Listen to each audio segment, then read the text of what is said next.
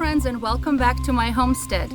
Earlier today I pruned all of my tomato plants and all of my indeterminate tomato plants, and as I mentioned, I'm going to be fertilizing them later on tonight. And there are so many fertilizers, commercially prepared fertilizers, organic, inorganic, you name it, it's out there. You make a decision what's best for you and for your family. Oh, hello. Look who just came over to visit me. And you guys make a decision what's best for you and for your family. I have chosen to grow organic garden for my family because I believe that whatever goes in the soil will end up in a vegetable and ends up eventually in our bodies, and I wanna keep it organic. I wanna keep it clean.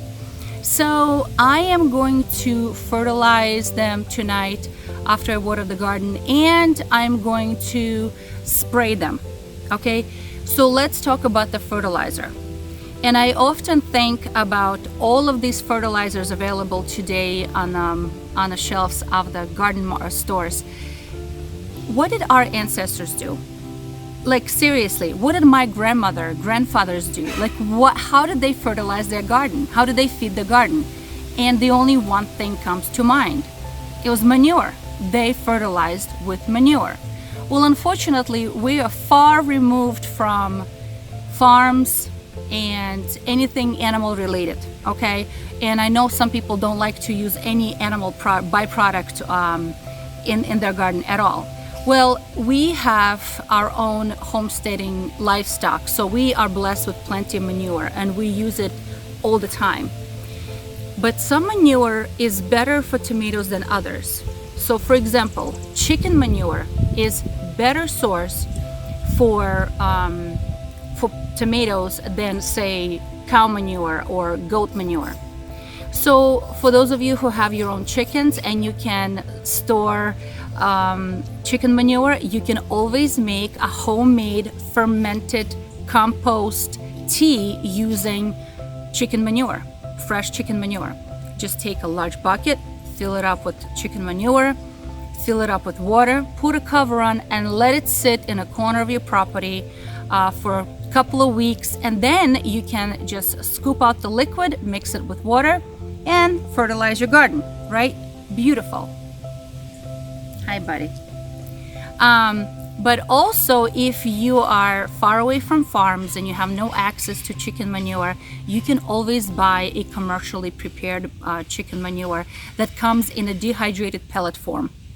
And my local Ace Hardware store had them. So I actually bought a bag because we accidentally cleaned out the chicken coop and we mixed it with goat manure and everything, and I don't want to use it on my tomatoes.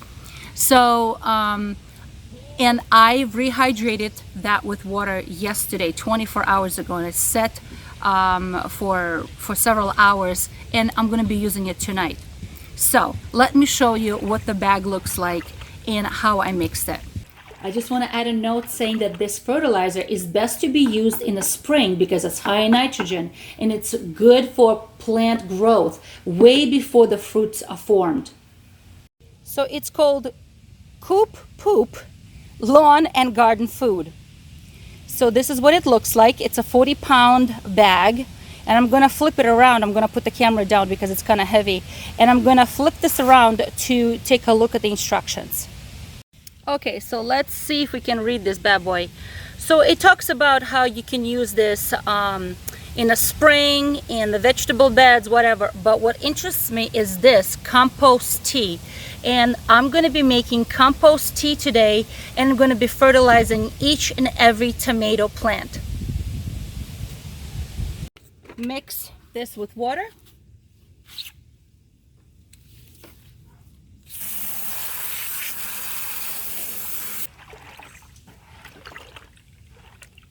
And the second thing I'm going to be doing is I'm going to be spraying the leaves and the stems with whey. What is whey? If you ever find that clear milky liquid in your yogurt container or your sour cream container, don't throw it away. Strain it and save it in a jar in your refrigerator. And then you can dilute it with water and spray your vegetable plants to protect them against fungus, against powdery mildew. Just like a human body, we need natural probiotics.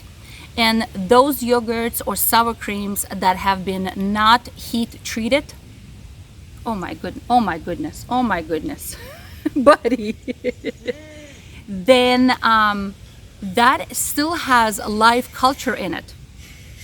And those live culture probiotics are excellent natural protection for the plants.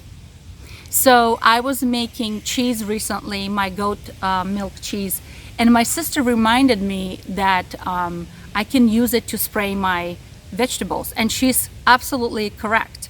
So I'm going to be mixing it in my sprayer, 1 quart of whey to 9 quarts of water.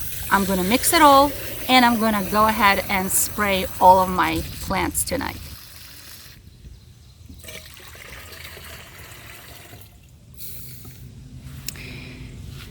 All right, so I'm going to pump it up. Spraying is best being done early in the morning or in the evening, definitely when the sun is not out, because if you spray this during the day and the sun is out, it's actually going to burn the leaves. So I'm going to shake it all up so it's mixed all throughout and go spray.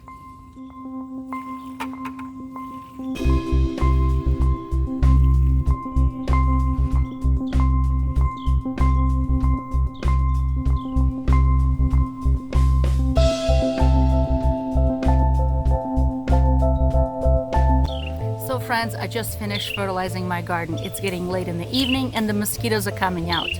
But I feel like I have accomplished a lot today. Early in the day, I pruned all of my tomatoes and now I fertilized them and I sprayed with some whey water. So friends, I hope you are encouraged to look into natural ways of treating your garden. Natural. Because think about it, whatever we put in the soil ends up in our food and ends up in our health, okay? And that can potentially damage our health. So friends, I hope you're encouraged to do organic gardening, even though there are challenges to that, but it's also rewarding. So please be encouraged and try something new.